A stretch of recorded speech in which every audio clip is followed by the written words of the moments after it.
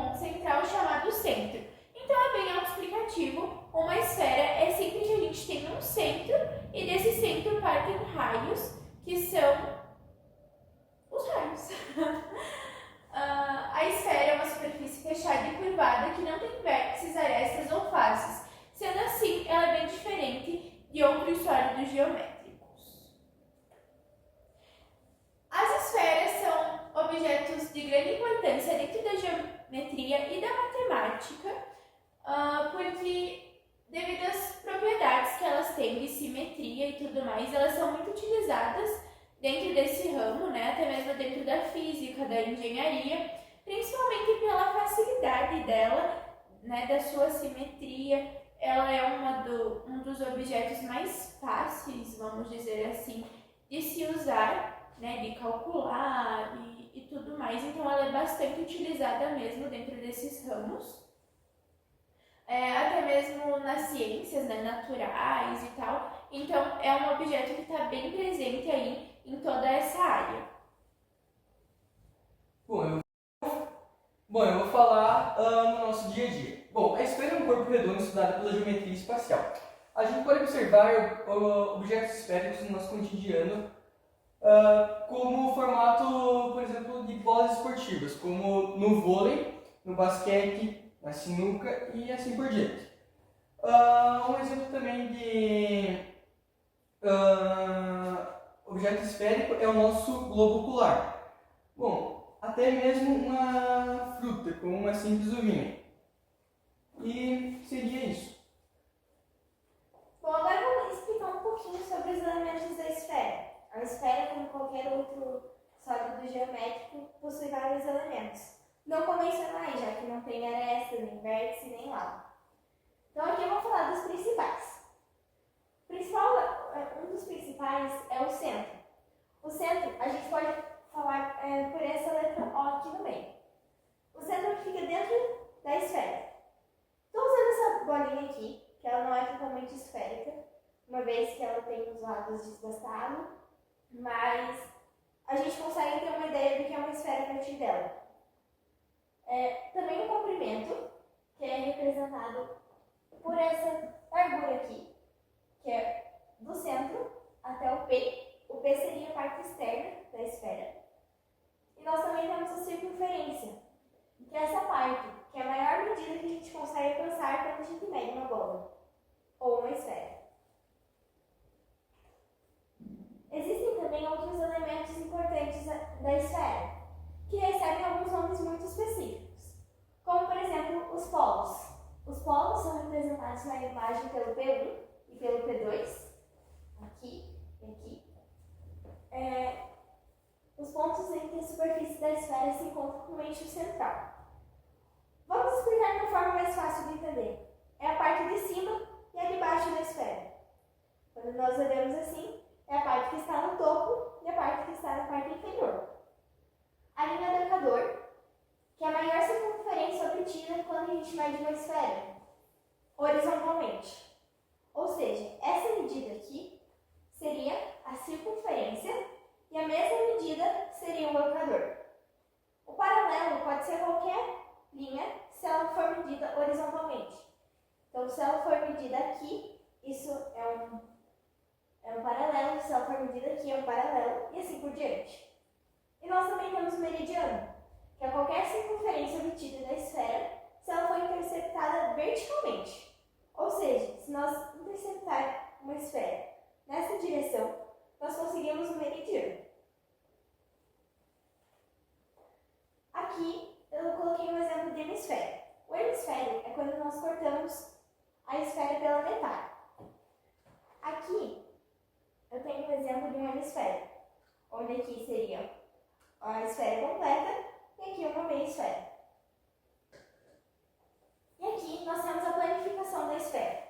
Como eu falei anteriormente, a esfera não tem nem canto, nem aresta, nem lado, nem nada. Então, a planificação fica bem difícil de acontecer, mas é possível. Então, esse seria um exemplo de planificação de esfera. E aqui nós temos a secção da esfera. A secção da esfera é quando nós pegamos a medida de uma dessas partezinhas marcadas pelos paralelos. Então, se a gente cortar um paralelo, nós ficamos com isso daqui, né? E isso é a secção da esfera. Mais pra frente, a gente vai explicar um pouquinho sobre essa fórmula. Tá, eu vou explicar como calcular a área de uma esfera. Para calcular a área, existe uma fórmula que é A igual a 4 vezes π vezes r ao quadrado. Bom, o A seria a área que você quer calcular da esfera, o π, que varia da questão que você iria calcular, mas π é aproximadamente 3,1415. E o r é o raio. Aqui eu trouxe um exemplo de como utilizaria a fórmula, que aqui nós temos ela já montada, mas eu vou montar ela aqui no quadro, que é A igual a 4 vezes π, vezes r ao quadrado. Bom, aqui nós temos um exemplo de uma questão que seria qual a área de uma esfera cujo o raio mede 63 centímetros e considera π como 3. Então, A igual a 4, que seria um número fixo na conta, o π, que é a questão deu o número 3 pra gente, com um raio de 63 centímetros ao quadrado. O ao quadrado você faria 62 vezes 62, então 63 vezes 63, que dá 3.969, daí 4 vezes 3, daí o A. Você faria 4 vezes 3, que daria 12, e 12 vezes 3.699 dá 47.628, então daí a resposta seria a letra A. E para calcular a área é sempre metros centímetros ao quadrado. Pode passar. Também tem outra fórmula que a gente usa que é para calcular o volume, que seria o quanto que cabe dentro dessa esfera. Para calcular o volume da esfera, se utiliza a fórmula V igual 4 vezes π vezes R ao cubo dividido por 3. O V é o volume da esfera, o π, que mudaria para questão, e o R, que é o raio. Bom, aqui a gente trouxe um exemplo, que é qual o volume de uma esfera cujo o raio mede 12 centímetros e considerando o π também como 3. Para calcular, nós daríamos a fórmula V é igual a 4 vezes π vezes R ao cubo, que esse já é ao cubo, então daí faria o número vezes ele 3 vezes ele mesmo. E daí a conta ali seria então o 4, que é o fixo, o π, que o problema deu como 3, e o raio, que é 12 ao cubo dividido por 3. Daí a gente faria 12 vezes ao cubo, que dá 1.728. Daí a gente faria 4 vezes 3, e daria 12. 12 vezes 1.728 dá 20.736, que dividido por 3 dá 6.912 centímetros ao cubo. Que a resposta seria a letra D. Eu acho que a gente pode trabalhar. Então agora eu vou explicar um pouco do que é secção da esfera e o cálculo que se faz. O cálculo que se faz não é nada além do Teorema de Pitágoras, tá? Então, aqui nós podemos lembrar do Teorema de Pitágoras. Nós temos A elevado ao 2 igual a B elevado ao 2 mais C elevado a 2. Que é a mesma coisa que se nós fizermos a fórmula da secção. Só que nós temos os cálculos diferentes. Esse R aqui vai ser o raio. Então, ao invés do A, nós vamos ter o raio. Esse daqui vai ser a distância do centro até o ponto que nós queremos medir. Então, aqui vai ser a distância. E aqui vai ser o valor do raio que nós queremos saber daqui até aqui. Então, basicamente, nós vamos resolver como teorema normal. Aqui nós vamos colocar os números mais fáceis que nós conhecemos para exemplificar, tá? Então aqui nós podemos imaginar uma esfera, então vai ser, aqui nós vamos colocar o número 2 e aqui o número 3. Agora vamos fazer a conta. R2, que é esse R que a gente não sabe o número, igual a D2, que nós vamos trocar pelo 3, mais esse D2 elevado a 2. E aqui é só resolver.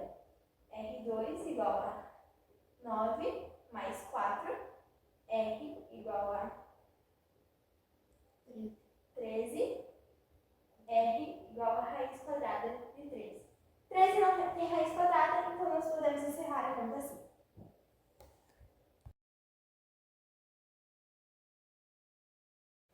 A gente também trouxe uma curiosidade sobre as esferas dentro desse âmbito, e uma curiosidade bem grande delas é que elas são de grande influência no mundo do petróleo, porque muitas vezes elas são utilizadas como um modelo para representar os reservatórios de gás e óleo.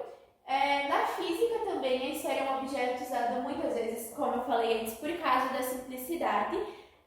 Então ali é um objeto bem mais fácil de calcular, então o pessoal dessa área gosta bastante de utilizar as esferas para cálculos, enfim, em diversas ocasiões, porque ele é capaz de colidir ou chocar-se com outros objetos que ocupam espaço, né? Então aqui a gente trouxe uma imagem que representa um armazenamento de GLP, que é o gás liquefeito de petróleo, e como a gente pode ver, ele é uma esfera, né?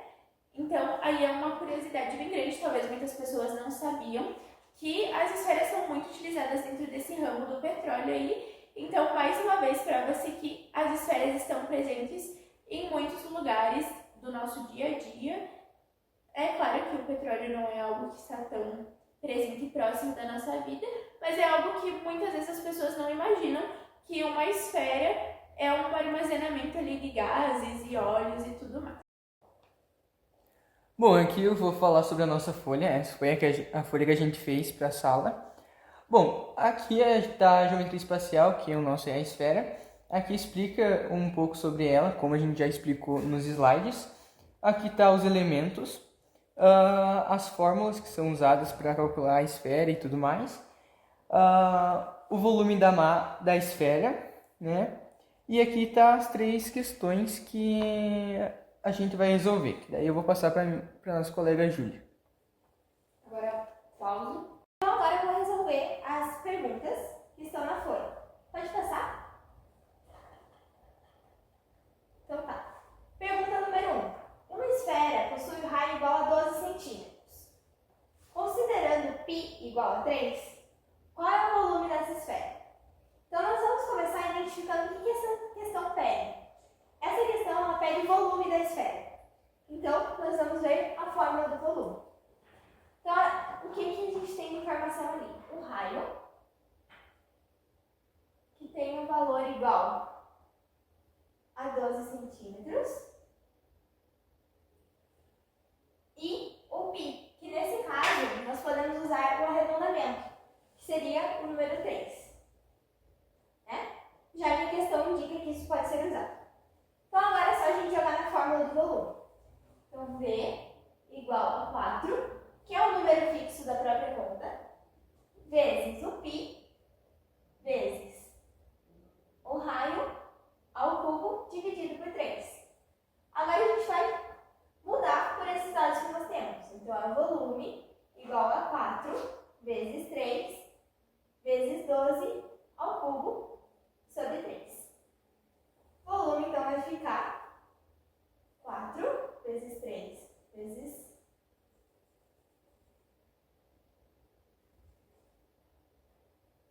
Aqui nós vamos elevar o 12 ao cubo e vai dar o número 1728.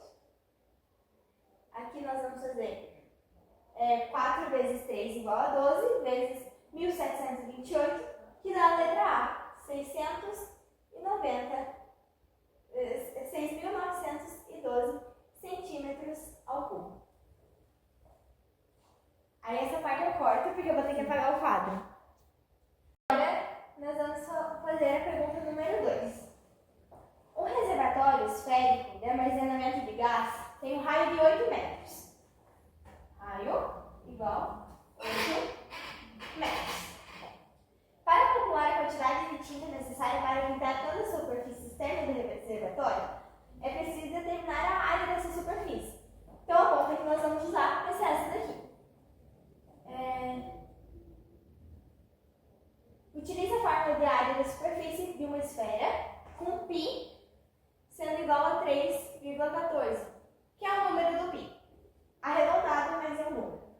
Qual é a área aproximada da superfície?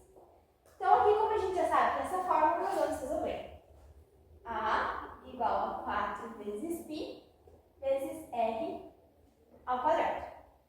Agora nós vamos substituir com os dados que nós temos. A igual a 4 vezes 3,14 vezes 8 ao quadrado. A igual a 4 vezes 3,14 vezes 64. A igual a 803,84. Aqui nós usamos metros, então aqui vai em metros também. E como é a área, é ao quadrado. Então, aproximadamente 803,84. Então, a resposta correta é a letra B. Daí agora eu vou limpar e tenho... Que a lição? Agora nós vamos apresentar a nossa questão do Enem, que no nosso ponto de vista é uma das mais difíceis que nós temos agora. Uma fábrica produz esferas de aço de diferentes diâmetros para serem usadas em rolamentos. O gerente de produção precisa calcular a quantidade de tinta necessária para pintar a superfície dessas esferas. Considere que ele precisa pintar uma esfera com 10 centímetros de diâmetro. Então, aqui, o raio é 10 centímetros.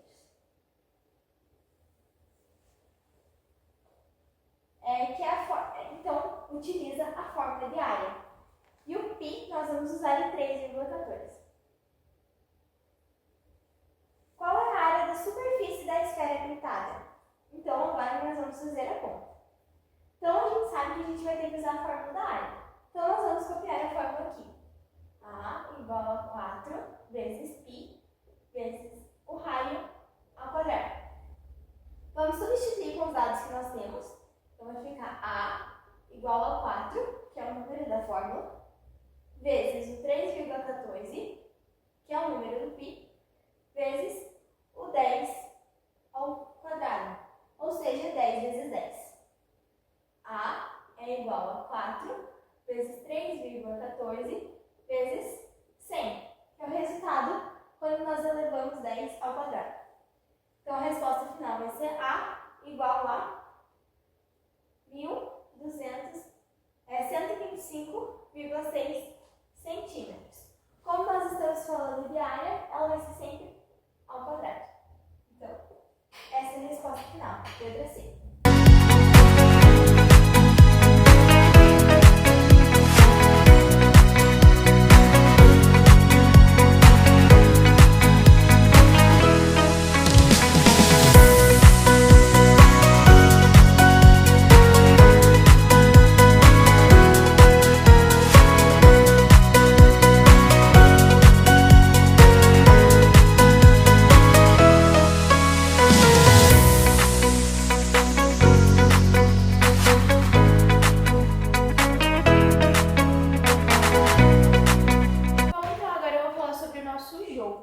A ideia inicial do nosso jogo, e que foi a ideia que a gente executou, foi fazer um jogo de tabuleiro que envolvesse o nosso tema.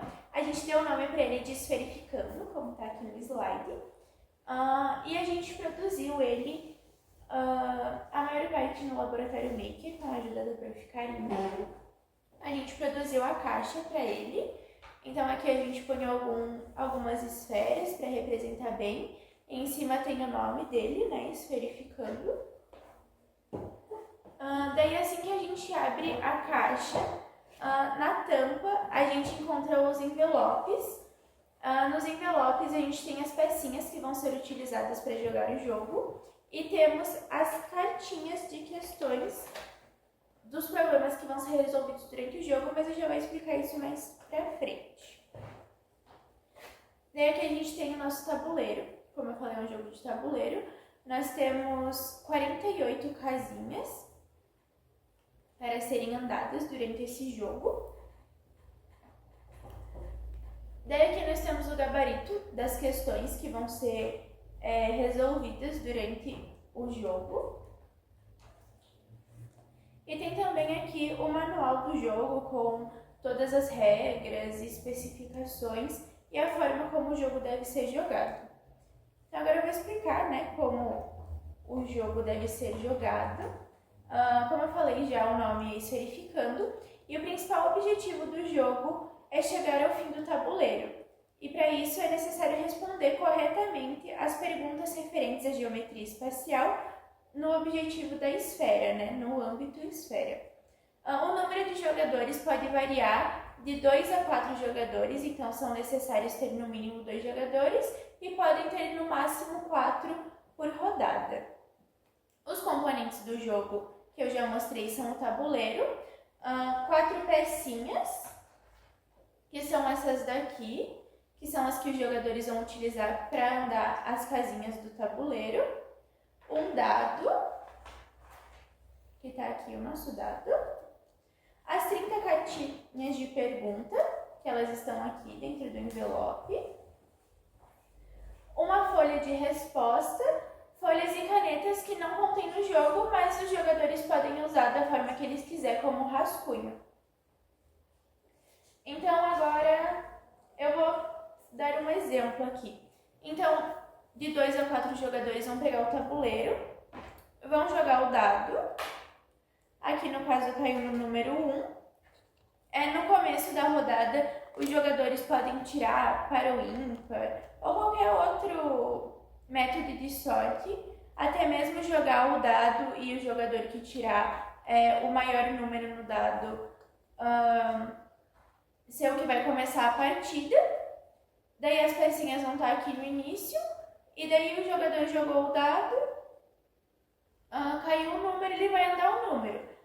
Deu o número 1, então ele vai andar apenas uma casinha. E daí deu o azar ou a sorte de cair na casinha que tem o ponto de interrogação. Quando caiu no ponto de interrogação, o jogador vai ter que ir no envelope e sortear ali uma questãozinha. Eu vou pegar uma aqui. Então, eu peguei a seguinte questão. Se o diâmetro de uma esfera é 20 centímetros, qual o seu raio?